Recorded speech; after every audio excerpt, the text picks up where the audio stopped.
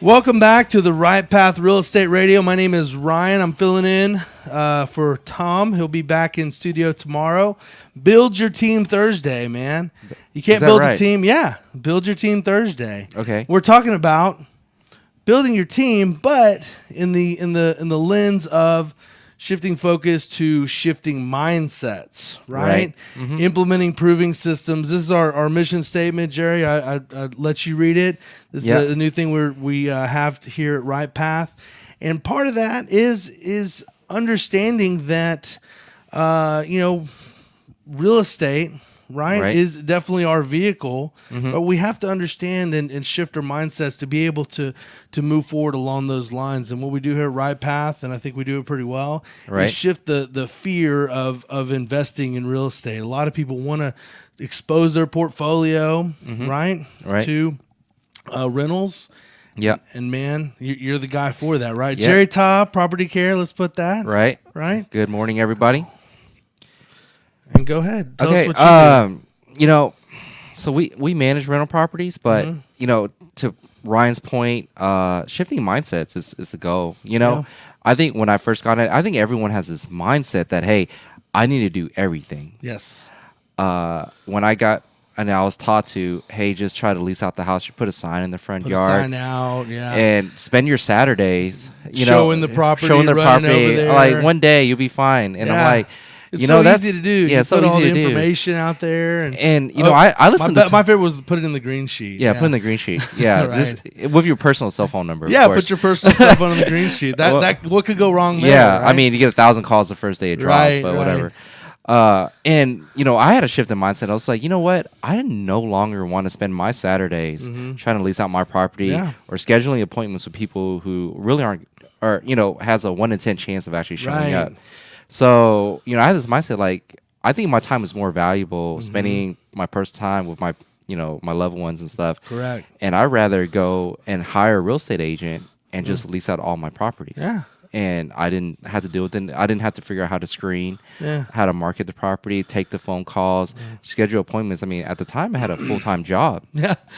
It was so easy the weekends or after work. So I'm like, and I live near downtown. I was working downtown. So, I'm busting my butt all the way out to Katy. So you bought yourself another job is basically what you did. Exactly. Another full-time job. And, I mean, it was just this frustration when, you schedule all these people, in the business world. When you schedule a meeting with someone, the expectation is that person shows up. Usually, yeah. Right. I mean, there's a problem if that person doesn't show up or keep their appointment. And here I am scheduling with 5 people, and not a single person showed up. Well, there's 2 pieces in that mindset shift that we're talking about. Is we talk about in the weekend class is, what is your time worth, right? We actually have a homework assignment. When people, after the Saturday, they have to go home and say, you know what is my time worth, right? What is my hourly? And then over and above that, we're talking about, freeing yourself time-wise to be able to do what you want to do when you want to do it, right? Right. And hiring people who are already 10s at this. We talk about, are you a 10 at this? Most people are not a 10 at property managing, right? No. Yeah. And the other thing is that, and this is where Right Path comes into play, is that, if you're buying a property where you have to spend all your time and effort in order for it to work, right? You're probably not doing it right. Yeah. I mean, I don't think anyone ever signs up for a second job, yeah. When they start their investing career. No. You shouldn't, and that shouldn't be the plan at all. It should be, I should be able to hire someone to paint this house. I should hire someone to be able to lease out this house and still make a sound investment choice. Yeah.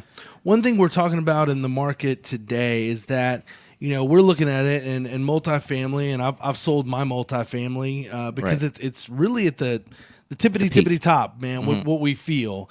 And a lot of people come to us, and that's the dream of owning multifamily. That's everyone's investment, and there's a lot of people out there talking about that. However, it's just the market's not here in Houston for that, right? And so we look at what can we do to make single family similar to multifamily, and it's being passive, right? That's the allure, and being scalable. Right. Right. And that's why it's so important to have a property management company. Right. Right. Because you can't scale something where you're actually having to go out there exactly and do it. You don't have enough time. You physically, there's not enough time to There's do not. that. Yeah. And I would say from my own experience, once you get to eight properties, you literally just got yourself another full-time job. Absolutely, right. At 8 rental properties. I mean, between, the summer and the winters. I mean, summers you're running around finding AC issues and stuff like that. You just brought yourself a full-time job. Yeah. If you're trying to manage contractors and stuff, you're going out there trying to find contractors that you can trust because you don't have enough scale business scale to get a continuous contractor. So you're always finding new ones and making sure they're doing the work correctly. Absolutely, and we're when we're talking about mitigating the fear and the I guess really just the fear of putting your money into real estate, that's the thing that people think of the first, right? Is that I don't want to get those phone calls. I don't have contractors. I don't know what to do along those lines, right?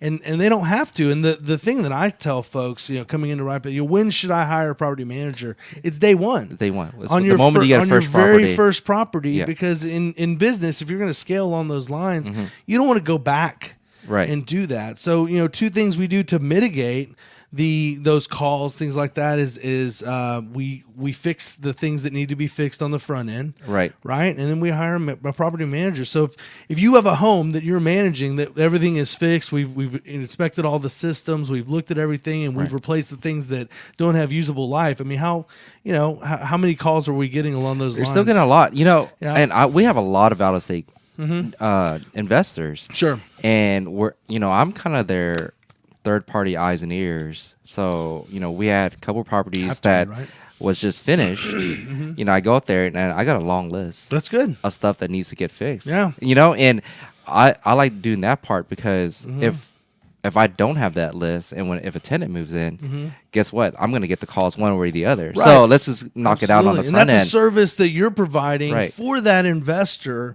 to where they're not having to go walk a property. We're not the general contractor. Yeah. We're just making sure the general contractor is being honest and making sure that they're doing all the work. Another set of eyes to be able to understand what it is they need to be doing on that. And when we're talking about implementing a proven system, that's part of it, right? We had Fast Track in here. Obviously, when they finish a job, you're probably not having as much to do. Right. When we're talking to Michelle Rodriguez and understanding what the appraisal of that property and what repairs need to be done to hit those rental rates, to hit those values, right? If we have that process in place and we're using third-party folks who are tens at their respective positions. Is people you can just trust. You can trust, That's the key. And that absolutely takes all of the headaches out of investing in real estate completely. It mitigates everything. And this is not to say there's they always say the pendulum swings, right? Sure. So it's not as passive as most people think. It's not a passive investment in any way. It can be more passive. It's literally not, I buy a house, I put a tenant in there and I collect mailbox money. At that point forward, that's not the case at all. But it can be a little bit more passive. It shouldn't be where you're completely hands-on, killing your evenings and weekends. But you can make your life a lot easier, but definitely, better. Obviously, using property management makes it tremendously more passive, right? I mean, that piece of it. And we started talking about the folks who go and they put the signs in the yard, right? And they take the phone calls, they do background checks. You really have to be a tenant, all those, to be able to understand all that. But with property care, they're not having to do that, right? So we're with Jerry Ta, Property Care. This is Right Path Real Estate Radio. I'm Ryan, in for Tom. Tell us a little bit about how you help people from that first property basically mitigate the fear and keep going through that process, right? Because the first property is not going to be the thing that's going to set them off financially free. Right. It's, 5, 10, 15, 20 properties. First off is, we help out on, if the house needs a lot of work. We kind of give our 2 cents. I mean, again, it's scalability, right? So we have our preference of paint. We paint all our houses the same color. Right. It's a nice neutral color. It's not red or blue or anything like that. The idea is to scale. Yeah. And, something that we do different from most is that we use flat paint through most of the house. Right. everyone's like, oh, you should paint it semi-gloss. Just little tips and tricks, right? Yeah, semi-gloss so you can clean the walls. I'm like, I've never seen a single person get on their hands and knees and scrub the wall. Clean a wall, yeah, right. You bring a can of primer and re-roll the wall with the same paint color that been painted before, and you're done. Yeah. No one gets on their bucket of soap and water and cleans the walls. Yeah, Clorox does not make a wall cleaner, does it? No. And it doesn't clean holes, from nail holes either. Right, exactly. So, we help from the front end.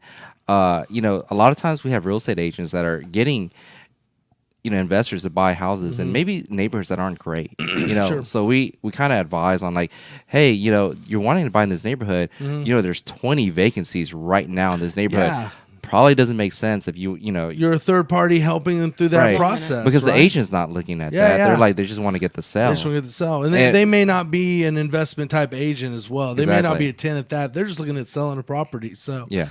Hey man, I really appreciate you coming out. It's always good. It's always good to see you. Yeah, knowing you for so long and seeing it's been quite a while. Yeah. How